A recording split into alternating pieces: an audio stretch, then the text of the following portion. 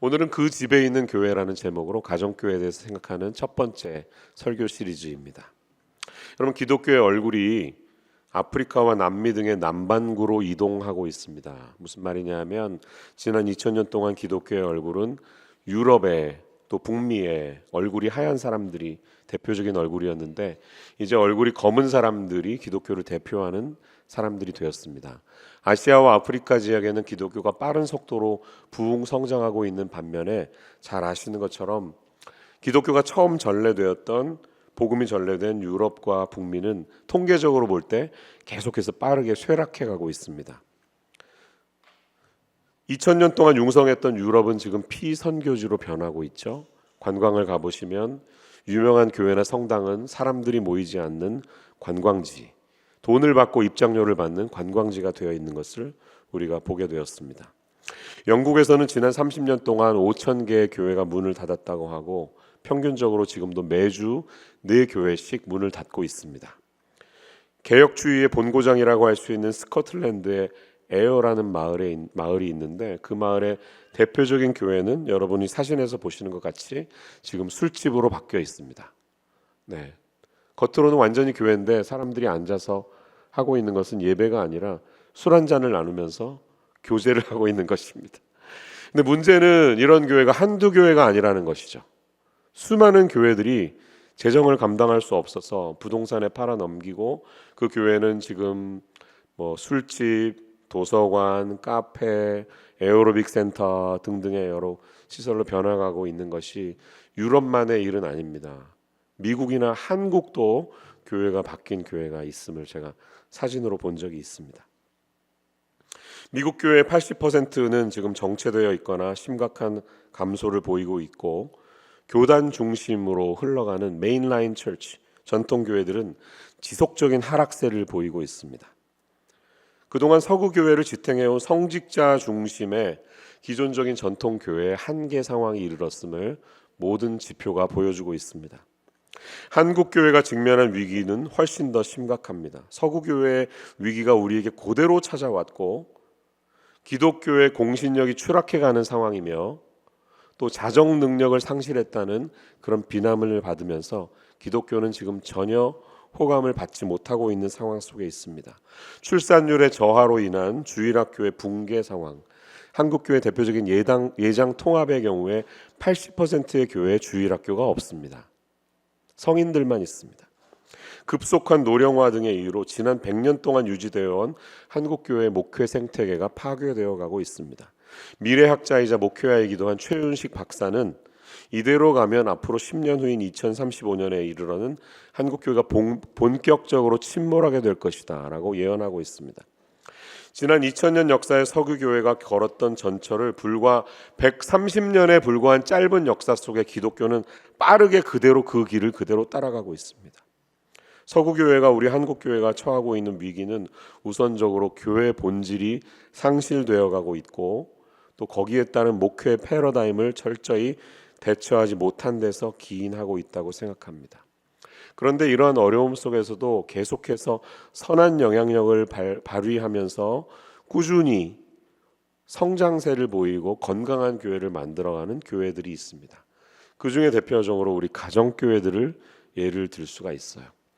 지난 2020년 10월 달, 그러니까 팬데믹이 완전히 창궐해 있었던 상황, 한국의 CGN TV를 통해서 방영되었던 뉴스의 한 자락을 함께 보기 원합니다. 코로나 시대 속에서도 어떻게 교회들이 교회다움을 유지할 수 있었는지 한 2분짜리인데요. 여러분 이 뉴스를 한번 잠시 같이 보겠습니다. 코로나19는 올 한 해 주일 공예배의 분위기와 문화를 크게 바꿔놓았는데요. 특히 가정교회에 대한 이목을 집중시켰습니다. 그 상황 김현정 기자가 데이터로 정리해드립니다. 코로나19 상황 속 가정교회 성도들이 일반 교회 성도들보다 경건 생활을 더 활발히 한 것으로 조사됐습니다. 코로나 이전보다 기도 시간이 늘어났다는 응답이 가정교회 성도가 25%로 일반 교회 18%보다 많았으며 성경을 읽는 시간이 늘었다는 응답 역시 일반 교회 21%에 비해 가정교회가 25%로 많았습니다. 목회데이터 연구소는 최근 수도권 지역의 일반 교회와 가정교회에 출석하는 교인, 각각 500명씩 총 1000명을 대상으로 설문조사를 실시한 결과를 통해 이같이 밝혔습니다. 가정교회란 평신도 지도자를 중심으로 모여 가정에서 6명에서 12명 내외가 매주 한 번 이상씩 예배를 드리는 형태를 말합니다. 국제가정교회 사역원에 따르면 현재 한국에서 가정교회로 등록된 교회의 숫자는 울산 성결교회, 서울 은평 아름다운 교회 등 전국 260곳에 달합니다.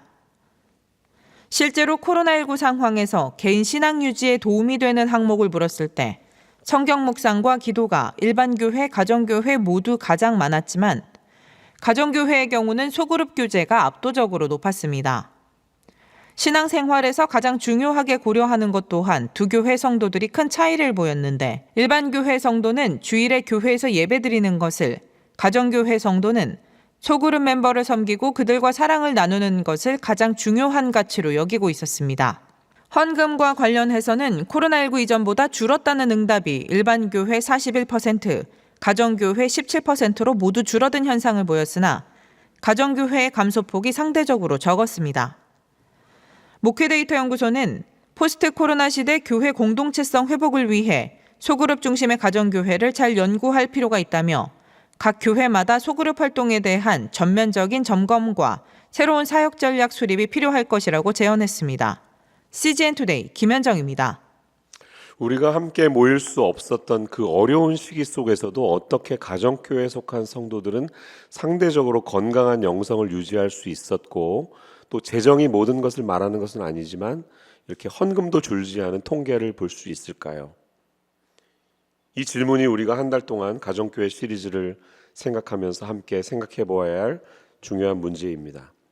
여러분, 가정교회 운동은 단순히 교회를 갱신해서 성장시키겠다고 하는 성장 프로그램이 아닙니다. 가정교회 운동은 교회의 본질이 무엇인지를 진지하게 질문하면서 바로 신약교회의 본질을 회복하는 것이 우리가 교회가 추구해야 될 것이라는 것을 붙들며 나아가는 소중한 운동입니다. 우리 임마누엘 교회가 가정교회로 전환한 지 26년이라는 시간이 흘렀는데요. 10년이면 강산이 변하듯이 26년이라는 세월 속에 여러 변화된 모습이 있었습니다. 앞으로의 26년을 생각하면서 우리 임마누엘 교회가 어떻게 나아가야 될까, 우리의 미래를 함께 고민하면서 올해의 표요처럼 성경대로 행하면서 하나님과 사람 앞에서 칭찬받는 우리 모든 임마누엘 가정교회가 될 수 있기를 주님의 이름으로 축원합니다. 오늘 그 첫 번째 시리즈를 시작하면서 오늘 주신 본문 집에 있는 교회라는 것을 생각하면서 가정교회 본질을 생각해 볼 수 있는 두 가지 아웃라인을 생각해 보겠습니다. 첫 번째로, 성경이 말하는 신약교회는 예배당이 아니라 집에서 모이는 교회로 출발했다는 사실이에요. 오늘 본문 16장 19절을 다시 보십시오. 아시아의 교회들이, 이 아시아는 중국, 한국, 일본이 아니라 소아시아를 말합니다. 아시아 마이너. 이 교회들이 너희에게 문안하고 아굴라와 브리스가와 그 집에 있는 교회가 주 안에서 너희에게 간절히 문안하고 라고 말하고 있습니다. 지금 이 편지는 고린도 교회를 위해서 쓰여진 책이죠. 바울 사도는 에베소라는 곳에서 편지를 썼습니다. 그런데 지금 에베소의 아굴라와 브리스가가 가정교회를 이끌면서 그들이 살았던 고린도 교회를 떠올리면서 성도들에게 인사하고 있는 내용을 우리가 보고 있는 것이에요. 근데 그들이 모이는 곳을 The Church in their house라고 말하고 있습니다. 그 집에 있는 교회라고 말하고 있어요. 초대교회는 그들이 모이는, 성도들이 모이는 모임을 교회라고 불렀구나 라는 것을 우리가 알 수가 있는 거예요. 이런 표현은 이 외에도 신약에 아주 다양하게 많이 등장하고 있는데요. 세 군데만 예를 들어보면 로마서 16장 5절, 골로새서 4장 15절, 빌레몬서 1장 2절을 통해 우리가 그 집에 있는 교회에도 문안하라는 내용을 볼 수가 있습니다. 성도들이 다양한 곳에 모였지만 그들이 모이는 곳이 바로 교회였다. The church in their house라고 표현하고 있는 것을 발견할 수가 있습니다. 여러분, 교회가 어떻게 시작됐습니까? 예수님이 승천하시고 나서 10일이 돼서 그러니까 전체적으로 보면 50일 만에 성령이 강림하셨죠. 그래서 성령의 강림과 함께 마가의 다락방에서 예루살렘 교회가 시작이 되었습니다. 너무나 빠른 속도로 예루살렘에 이제 그리스도인들이 늘어나는 와중에 말씀하신 예언처럼 핍박이 시작되면서 예루살렘과 온 유대와 사마리아와 땅끝으로 흩어지는 일들이 일어났어요. 그래서 다양한 곳으로 성도들이 이제 피해가면서 생활을 하게 됐는데 그곳에 가는 곳마다 집에 모여서 교회를 시작하게 된 것이에요. 그 성도들이 모이는 모임이 바로 교회였다. 그들의 모임을 교회라고 불렀다. 우리는 이 사실을 알 수가 있는 것이에요. 이렇게 집에서 모이는 모임을 교회로 부르는, 오늘날 우리가 가정교회라고 말하는 이 성도들의 집합체가 한 지역의 교회라고 불렸다는 사실이 우리에게 왜 중요할까요? 물론 이 당시에 이들이 다 함께 수백 명이 모여서 함께 예배 드릴 수 없었던 이유는 그러한 모일 수 있는 공간이 없었기 때문입니다. 예배당 건물이 없었기 때문이에요. 왜? 당시에는 로마 제국의 핍박을 받고 있는 상황이기 때문에 기독교인들은 언더그라운드로 들어갈 수밖에 없었습니다. 그러니까 집에서 조용조용히 모일 수밖에 없었던 상황이에요. 그러니까 너무나 당연한 현상이었죠. 공간이 없었으니까. 하지만 이 사실이 우리 현대를 살아가는 이렇게 큰 예배당에서 함께 모여서 예배하는 것이 제일 중요하고 이게 신앙생활의 전부라고 생각하는 이들에게는 던져주는 중요한 메시지가 있음을 우리가 기억해야 합니다. 어떤 메시지일까요? 바울이 2차 전도 여행 중에 돌아다니면서 개척했던 많은 교회들이 있습니다. 고린도 교회, 에베소 교회, 빌립보 교회 다 그가 돌아다니면서 개척했던 교회였습니다. 그런데 바울은 순회 전도자였기 때문에 한 곳에 머물 수가 없었어요. 그가 떠나가면서 거기에서 크리스찬이 된 사람들이 남아서 스스로 목회를 해나가야 했는 상황이었는데 그 사람들은 오늘 우리가 읽은 아굴라와 브리스가를 예로 들 수 있는 이렇게 평범한 성도들이었다는 사실이에요. 여기서 어떤 성도님은 목사님 브리스가가 아니라 브리스길라 아닌가요? 이렇게 똑똑하신 분은 질문할 수 있어요. 맞습니다. 같은 사람이에요. 동명이인인데 브리스길라는 애칭이고 브리스가가 본명이에요. 누가복음 사도행전을 쓴 누가는 그의 애칭을 부르기를 좋아했던 것이고 바울의 경우는 본명인 브리스가를 불렀습니다. 그래서 사도행전에는 브리스길라라고 나오지만 일반 서신서에는 브리스가로 나오는 것이에요. 근데 이런 평범한 남녀 부부가 목자, 목녀, 목자, 부목자가 되어서 교회를 이끌어간 지도자들이 되었다는 사실을 우리가 보게 되는 것이에요. 그들이 하나님의 나라를 확장하는 일에 주님의 도구로 사용되고 있었습니다. 가정교회 운동은 이러한 정신을 기초로 21세기인 지금도 동일한 가치로 하나님의 나라들을 우리가 흩어진 곳에서 해나갈 수 있다, 확장해 나갈 수 있다는 확신을 가지고 시작한 운동이라는 것입니다. 어떤 식으로 모였을지 궁금하시죠?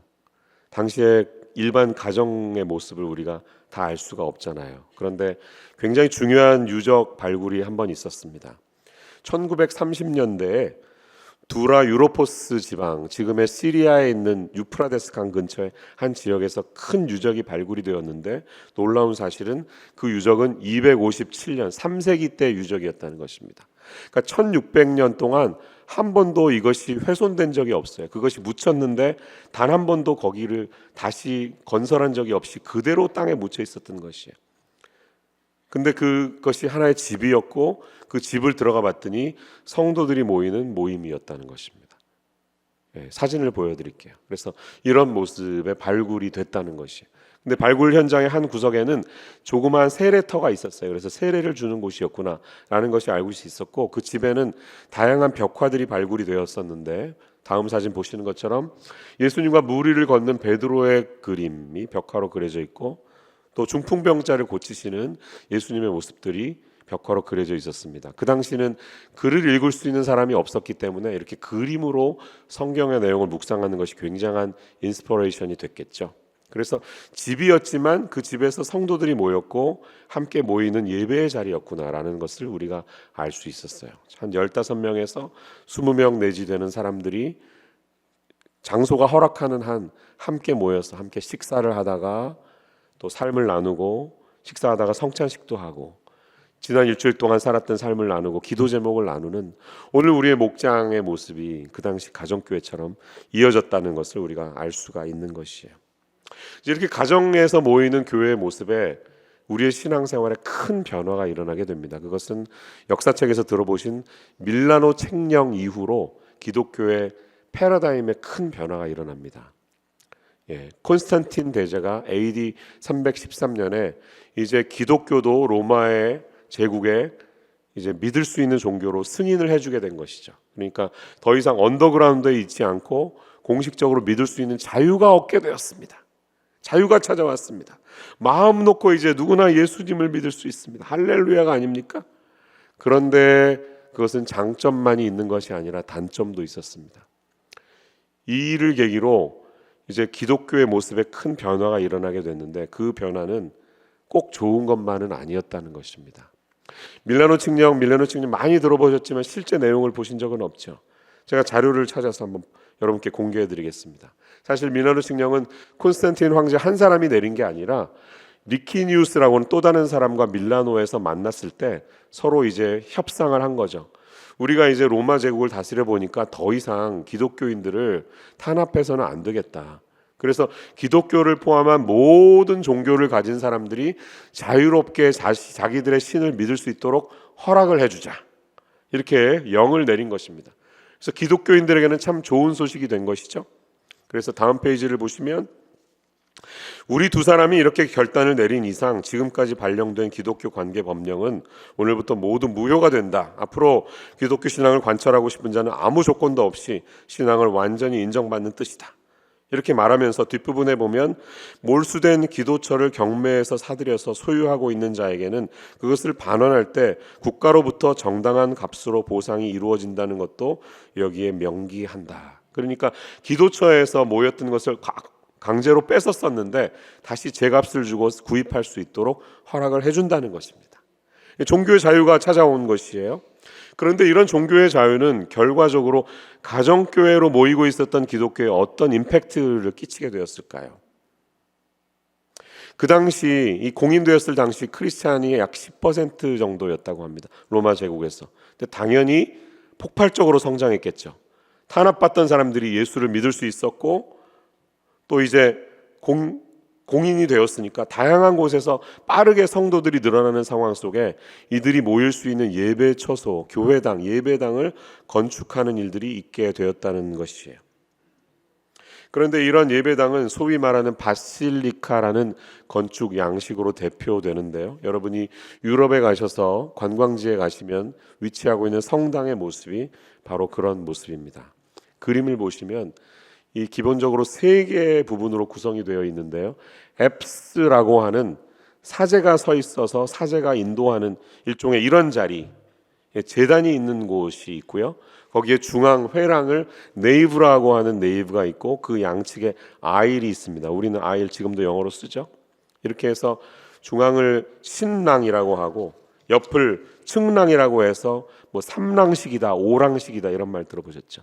이게 랑이 몇 개인지, 아일이 몇 개인지에 따라서 성당의 건축이 달라지는 것입니다. 근데 성장이 빨라지니까 더 많은 인원을 수용해야 됐고 자연스럽게 옆부분에 트란셉트라고 하는 부분을 확장시키게 됐어요. 그러니까 자연스럽게 십자가 형태가 되었죠.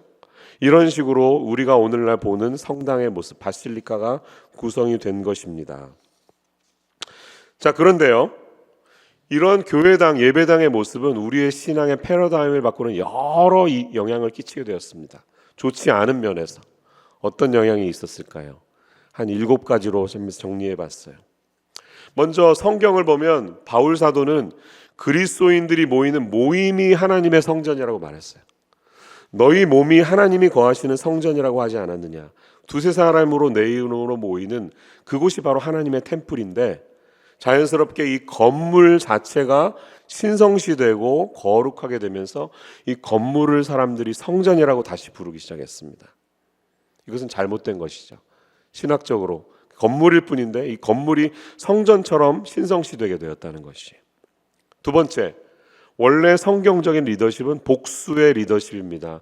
여러 리더들을 교회가 함께 세워서 그들이 인도하게 하는 것인데 성직자 계급이 나타나면서 비숍, 감독 등등의 특별한 직분이 있는 사람들의 1인 리더십으로 바뀌면서 교회의 리더십을 성직자 계급에 양보하게 되었다는 것입니다. 일종의 구약의 제사장 제도가 다시 교회 안에 들어왔다. 그렇게 해서 우리가 알고 있는 만인 제사장, 너희는 하나님의 거룩한 제사장이요 라는 말씀이 희석되게 되었다는 사실입니다. 세 번째, 은사 중심으로 인도하는 교회의 은사에 따라서 일하는 사역이 사라지고 성직자와 평신도의 구분이 확연하게 생겨나게 되었습니다. 바실리카의 안에 있는 성소와 회중석의 구분은 그런 변화를 아주 분명하게 보여주고 있습니다. 앱스, 이 제단이 있는 곳은 아무나 갈 수 없는 그런 거룩한 장소가 된 것이에요. 안수받은 그런 성직자들만 갈 수 있는 거룩한 곳이 돼서 자연스럽게 계급에 나뉘어지게 된 것입니다. 넷째, 예배는 모든 성도들이 적극적으로 참여하는 축제였었는데 성직자가 중심이 된 일종의 리추얼, 의식으로 전환이 되면서 평신도들은 수동적으로 그 의식에 참여하는 관람객으로 전락하게 되었습니다. 다섯째, 바울의 가정교회에서 통합되었던 예배와 삶. 여러분, 가정교회는 굉장히 자연스러운 예배가 아닙니까? 묵도, 기도, 찬송 이렇게 안 하잖아요, 그렇죠? 자연스럽게, 영성이 자연스럽잖아요. 그냥 밥 먹다가 갑자기 또 살아왔던 얘기하면서 지난 일주일 동안 하나님이 내 삶에 어떻게 일하셨는지 이렇게 나눔이 있지 않습니까? 그런 자연스러운 영성에서 완전히 예배는 별도의 것으로, 주일에 그 거룩한 곳에 가서 참여하는 것으로 변질되었어요. 그래서 많은 교인들이 형식적인 종교인들로 점점 변질되어 갔습니다. 중세교회가 긴 암흑기를 거쳐 타락의 길을 이끌었던 원인이 여기에 있다고 보아도 무방합니다. 여섯째, 주의 만찬이 애찬에서 분리되면서 공동 식사를 하다가 그 순간 한 리더가 이렇게 일어나서 떡과 잔을 들고 주님의 희생을 기억하는 시간이 아니라 마치 이 떡과 잔을 나누는 것이 특별한 거룩한 무엇이 되어서 오늘날 카톨릭들이 그것이 실제로 예수님의 몸과 피라고 믿는 것처럼 완전히 의식이 분리되게 되었습니다. 이것은 원래 성경적인 의미에서 벗어나게 된 것입니다. 일곱째, 공동체 안에서 은사를 통한 나눔은 없어지고 이제는 주교, 사제에게 나아오는 것과 그의 말씀을 듣는 것과 그가 나누어주는 성찬에 참여하는 것만이 중요한, 그것이 예배의 핵심이 되는 것으로 바뀌게 되었습니다. 결과적으로는 그리스도인으로 우리가 신앙생활을 한다는 것의 의미가 많이 달라지게 된 것이에요. 집에서 모이다가 예배당에서 모이면서 예배당 신앙이 전부인 것처럼 그렇게 오해하게 만드는 신앙으로 변질되게 된 것입니다. 그래서 결국은 개인주의가 교회 안에 뿌리 내리게 되고 내 옆에 누가 앉아 있는 것이 더 이상 중요하지 않은, 나와 하나님과의 관계만 중요한 그런 신앙으로 지금까지 이끌어지게 되었다, 이렇게 볼 수가 있습니다. 단순히 공간이 달라졌을 뿐인데 이 공간이 가져다준 변화는 실로 놀라운 것이죠. 여러분, 저는 지금 이 이야기를 드리는 것입니다. 21세기에 우리가 추구하는 이 가정교회 운동은 그런 면에서 중요한 것입니다. 본래 우리가 회복해야 될 신앙의 본질, 공동체 신앙, 그리고 형식적인 신앙이 아니라 삶의 나눔과 신앙과 삶이 분리되지 않은 일치된 신앙의 나눔을 통해서 우리가 그리스도인의 본질을 회복해야 되는데 그것들이 사라졌다는 것이죠. 이것을 다시 찾아가는 것이 바로 가정교회의 본질이라는 것입니다. 근데 이 소그룹에 대한 중요성은 불행하게도 18세기 1700년대에 와서야 다시 강조되게 되었습니다. 요한 웨슬레를 시작으로 하는 이 메소디스트, 밴드 무브먼트, 속회, 이런 소그룹은 한참이 지나서야 중요성이 활약이 됐습니다. 그러니까 불행하게도 1500년 동안 이 신앙의 본질을 많이 잃어버린 채로 기독교가 이렇게 흘러갔다는 것입니다. 사랑하는 여러분, 제가 무슨 말씀을 드리는 거예요? 우리 임마누엘 교회가 비록 부족하지만 흩어진 곳에서 예수 그리스도의 이름으로 가정교회로 모이는 것은 이 신앙의 본질을 회복하는 굉장히 중요한 것이라는 것입니다. 여러분, 우리가 누군가에게 소속되어서 예배라는 한 의식에 참여하는 것이 아니라 우리의 삶과 신앙이 나누어지지 않은, 그것이 다 공개되고 드러나는 이것을 하는 것은 여러분 21세기가 다시 교회의 교회담을 회복할 수 있는 굉장히 중요한 운동이라는 것입니다. 우리 임마누엘 교회가 이 실리콘밸리 참 드라이하잖아요. 굉장히 드라이한 이곳에서 밥 먹으러 오세요. 괜찮아요. 밥만 먹고 가세요. 뭐 필요한 거 있으세요? 병원 가세요? 라이드 필요하세요? 아프시네요. 반찬이라도 해다 드릴까요? 이렇게 정말 말도 안 되는 쓸데없는 헌신의 삶을 하는 이유가 어디에 있습니까? 성도의 진솔한 나눔과 VIP를 향한 그 섬김으로 인해서 가정교회가, 초대교회가 변화됐듯이 우리 안에 그 모습을 회복시키려고 하는 귀한 운동이라는 것입니다. 이 일에 참여하고 있는 모든 성도님들, 또 앞으로 참여하시게 될 성도님들을 주님의 이름으로 축복합니다. 이 일을 통해 교회다움을 다시 찾아갈 수 있는 우리 임마누엘 장로교회가 되기를 주님의 이름으로 축원합니다. 두 번째로 우리가 생각해 볼 포인트가 있는데요. 이 가정교회를 이끌던 리더는 성직자 중심이 아니라 평범한 성도들이었다는 것이에요. 아굴라와 브리스가 이 부부의 삶을 통해서 하나님의 나라가 어떻게 펼쳐졌는지 우리는 그들의 이름이 드러난 곳을 검색해 보는 것만으로 많은 통찰을 얻을 수가 있습니다. 제가 아굴라라는 이름으로 검색했더니 6군데에 나오고 있어요. 사도행전 18장 2절, 18절, 26절, 고린도전서 16장 19절, 로마서 16장 3절, 디모데후서 4장 19절 이렇게 6군데 등장하는데요. 여기에 등장하는 이 아름다운 부부의 삶을 한번 상상해 보시겠습니다. 함께 한번 생각해 볼게요. 처음 이들은 사도행전 18장에 등장합니다. 바울이 2차 전도 여행을 하고 있었던 때예요. 아테네를 지나서 고린도에 이르렀을 때 아굴라라고 하는 사람을 만납니다. 18장 2절, 아굴라라는 본도에서 난 유대인 한 사람을 만나니 글라우디오가 모든 유대인을 명하여 로마에서 떠나라 한 고로 그가 그 안에 브리스길라와 함께 이탈리아로부터 새로 온지라 바울이 그들에게 가매, 이렇게 적혀 있습니다. 어떤 일이 있었냐면 글라우디오 황제 때 로마에 살고 있던 유대인들 다 추방시켰던 일이 있었습니다. 그때 크리스찬들이 거기에 있었는데 크리스찬들과 유대인들이 갈등이 일어나니까 황제가 참고 참다가 그냥 다 내보내라, 로마에서 떠나가게 해라, 이렇게 명령을 내린 것이에요. 18장 2절은 그에 대한 설명입니다. 그때가 역사를 보니까 49년도였어요. 49년, AD 49년 쫓겨난 거예요. 이때 아굴라와 브리스길라는 거기를 떠나서 고린도로 온 것이죠. 근데 고린도에서 살고 있을 때 바울을 만난 것이죠. 알고 보니까 크리스찬이었어요. 그래서 이 고린도 교회를 세우는 아주 중요한 기둥 역할을 하는 평신도 지도자로서 열심히 사역을 했다는 것입니다. 고린도 교회가 잘 성장하고 있는 차에 18장 18절을 보면 바울이 고린도를 떠났을 때 같이 가기로 결단합니다. 바울은 더 여러 날 머물다가 형제들과 작별하고 배 타고 시리아죠, 떠나갈새 브리스길라와 아굴라도 함께 하더라, 이런 말씀이 있습니다. 로마에 살다가 고린도로 이민 왔는데 또 같이 이민 떠난 거예요. 한국 살다가 미국 갔는데 바울이 호주 간다니까 호주까지 따라간다는 거예요. 보통 헌신이 아니죠. 그래서 이제 그들은 에베소까지 가고 있습니다. 19절 보면 에베소에 와서 그들을 거기 머물게 하고 라고 말하고 있습니다. 이제 브리스길라와 아굴라는 에베소에 살면서 똑같이 가정교회를 하면서 열심히 하나님의 나라를 확장해 가고 있는 중이었다는 것입니다. 그러니까 이제 고린도 교회, 오늘 우리가 읽은 본문에 보면 고린도 교회 성도들을 문안하는데 그들의 이름이 들어가 있잖아요. 에베소에 살고 있지만 고린도 교회 성도들 바울이 편지 쓴다니까 누구한테 헬로 해주세요, 안부 전해주세요, 그런 말을 바울이 듣고 같이 그들의 이름을 적고 있는 것이죠. 이렇게 이사 다니는 헌신을 통해 하나님의 나라를 위해서 바울과 함께 열심히 헌신하는 그들의 모습을 우리가 볼 수가 있어요. 그런데 이들의 사역은 에베소에서 그치지 않습니다. 자료에 따르면 5년이 지난 54년에 글라우디오 황제가 죽고 나자 그 칙령이 다시 캔슬이 되게 되었고 원래 흩어져 진 사람들은 로마로 다시 돌아갑니다. 근데 아굴라와 브리스가도 다시 로마로 돌아가게 됐어요.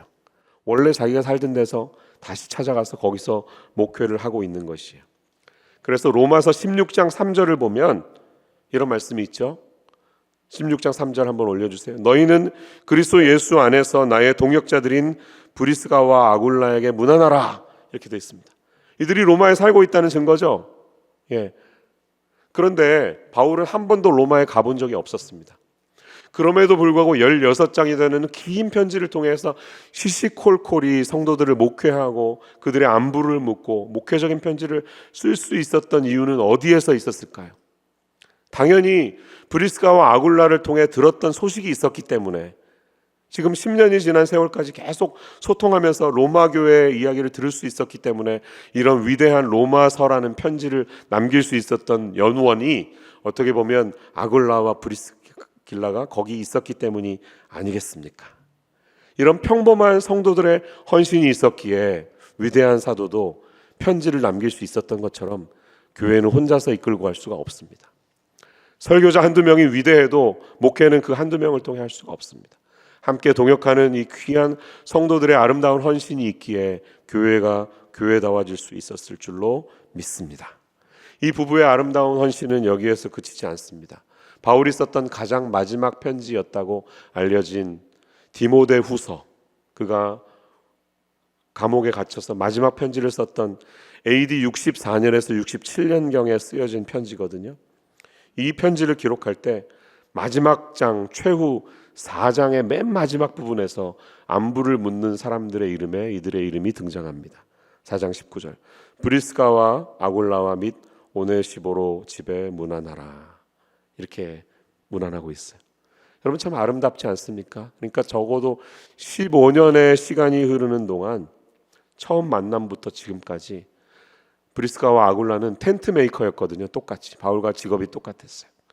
평일에는 장막을 만드는 일로 풀타임으로 일하면서 주말이나 밤에 가정교회로 성도들을 이끄는 목회자로서, 평신도 지도자로서 15년 되는 시간 동안 고린도에서, 에베소에서, 다시 로마에서 하나님의 나라를 확장시키기 위해서 온전히 헌신했던 그들의 아름다운 헌신이 있었다는 것을 우리가 발견할 수가 있습니다. 여러분, 오늘 흩어진 곳에서 가정교회 목자나 목원으로 참여하시는 여러분들은 바로 그 일에 동참하고 계신 것입니다.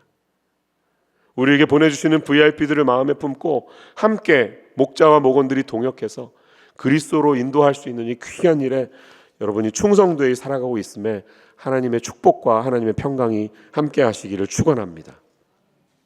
지난 주간에 제가 휴스턴 서울교회 잘 다녀왔습니다. 몸이 안 좋아서 힘들긴 했는데 너무 느끼고 배운 것이 참 많아요. 8년 만에 다시 갔습니다. 담임 목사가 되니까 또 더 보이는 게 더 많더라고요. 그래서 참 좋은 시간을 가졌습니다. 이 가정교회 세미나는 반드시 목자와 목녀가 호스트하는 집에 민박을 하도록 돼 있어요. 저는 불편해서 호텔에서 다니겠습니다. 이러면은 등록을 안 받아. 그럼 등록하지 마세요. 이러는 거예요. 반드시 6일 7일 동안 목자 목녀의 가정에 머물러야 합니다. 왜 그럴까요? 그들이 목자와 목녀로 어떻게 사는지 좀 보라는 것이죠. 삶을 좀 서로 나누면서 쉐어하면서 배우라는 것이죠. 저희 가정을 섬겨주셨던 목자님 가정은 휴스턴이 좀 집이 넓잖아요. 참 한 번에 막 그냥 3가정씩 호스트한 적도 있을 정도로 목자 16년 했고 호스팅만 14년 했대요. 그러니까 매년 적어도 목회자 한 가정을 섬기면서 일주일을 섬기는데 너무 자연스러운 거예요. 그게 전혀 불편하지 않은 거예요. 그냥 자기네 삶의 일부인 것처럼 너무나 즐거운 마음으로 아침에는 저를 교회에 데려다 주시고 저녁엔 또 픽업으로 오시고, 이렇게 필요한 거 있냐고 이렇게 섬기시는 섬김이 그냥 오버된 게 아니라 너무 자연스러운 모습이 저에게 참 귀했습니다. 이런 분들이 바로 교회를 교회되게 하는구나, 그런 흐뭇한 마음을 갖게 되었습니다. 세미나에만 참석하는 것이 아니고 금요일이 되면 그 목자 목녀님이 인도하는 목장에 참관인으로 참석하게 되고요. 토요일은 이분들이 속한 초원의 초원 모임에 참석하게 되고요. 주일이 되면 함께 모이는 연합 목장 예배에 참석해서 가정교회가 어떻게 예배드리는지도 볼 수 있는 좋은 시간이었습니다. 특별히 금요일날 목장에 갔다가 굉장히 제 마음에 남은 가정이 있었는데요. 목장의 앞부분에 이렇게 설교 요약 담당이 있잖아요. 지난주 설교가 이랬습니다. 한 5분 10분에 요약하시는 분이 있는데 그분이 예수 믿은 지 3년 된 분이었어요. 근데 얼마나 이 설교 내용을 잘 하는지 그냥 목사 해도 되겠다 싶을 정도로 너무 우리 정갈하게 잘 하시더라고요. 근데 아주 목포에서 만난 부부인데, 목포 부부였는데 아주 진한 전라도 사투리로 내가 말이지 허벌나게 말이요 이렇게 까지는 안 했지만 아주 진한 전라도 사투리로 하나님의 말씀을 쉐어하고 하는 이 형제의 모습이 굉장히 인상적이었습니다. 원래는 완전히 강한 안티크리스찬이었어요. 교회 교자도 싫어하는 사람이었습니다. 근데 그가 어떻게 예수님을 믿게 되었을까요? 프랑스에서 박사학위를 마치고 포닥을 위해서 휴스턴의 한 병원에 오게 되었는데 같은 직장에 근무하는 한국 사람을 만나게 되었고 그분이 그 목장에 속한 목원이었습니다. 자연스럽게 우리 목장이 있는데 밥 먹으러 오세요. 매주 금요일마다 밥 먹는데 오세요. 별로 할 것도 없으니까 이제 가게 됐고요. 이제 예수 믿는 사람들이라는 걸 알았기 때문에 불편했지만 그래도 이제 한국 사람도 그립고 하니까 매주 나가기 시작했습니다.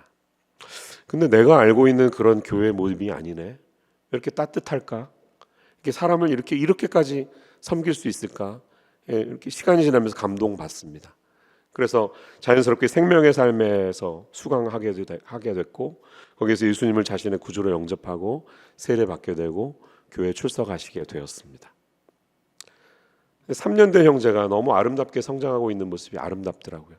근데 이제 그런 고백을 해요. 정말 언제 하나님을 믿게 되었냐 그랬더니 연초에 기도회가 있는데 새벽교출 기도회라는 기도회가 있는데 10일 동안이었어요. 근데 그때 내가 자신의 직장에서 이제 더 이상 리뉴어 안 하겠다고 딴 데 가라고 떠나라고 하는 그런 시간이었습니다. 이제 발을 동동 구르는 상황이었어요. 빨리 어디서 연락이 와야 되는 것이에요. 수십 군데 미국에 다 원서를 보냈는데 한 군데도 연락이 오지 않다가 갑자기 그 기도회가 있는 10일 동안에 딱 3군데서 연락이 왔대요. 그리고 기도회가 끝나니까 또 딱 연락이 끊어지더래. 그러니까 자기에게 너무 놀라운 거죠, 이게. 정말 하나님이 살아계시나, 하나님이 일하시나, 이런 마음으로 이제 체험하게 된 것입니다. 그런데 그 3군데 중에 보스턴에 있는 한 직장에서 좋은 오퍼가 왔음에도 불구하고 그는 휴스턴에 있는 또 다른 병원에 머물기로 선택을 했다는 거예요. 왜? 목장을 떠날 수가 없었기 때문에.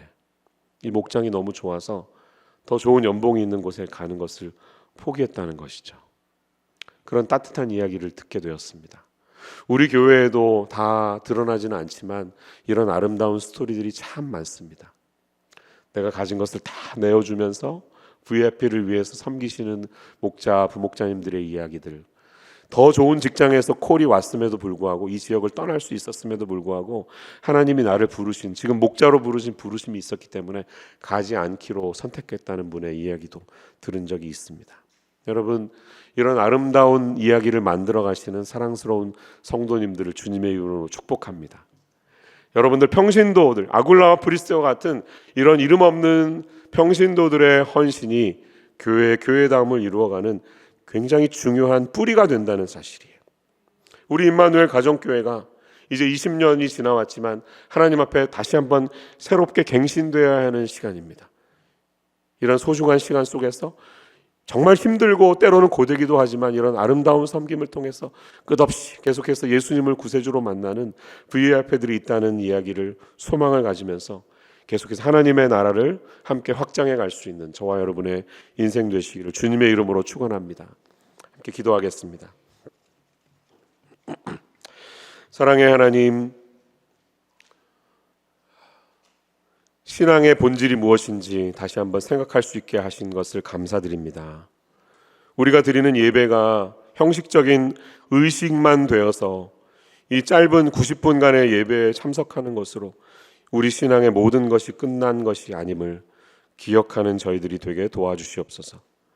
다시 한번 삶과 신앙이 분리되지 않은 자연스러운 영성이 우리 안에 회복되어서 공동체가 중요한 신앙 되게 도와주시고 우리 임마누엘 교회에 속한 모든 성도님들이 자신의 공동체를 찾아갈 수 있는 그날이 올 때까지 계속해서 함께 기도하며 잃어버린 영혼들을 주님께로 인도할 수 있는 복된 교회로 주님 앞에 쓰임받는 우리 교회 되게 하여 주시옵소서.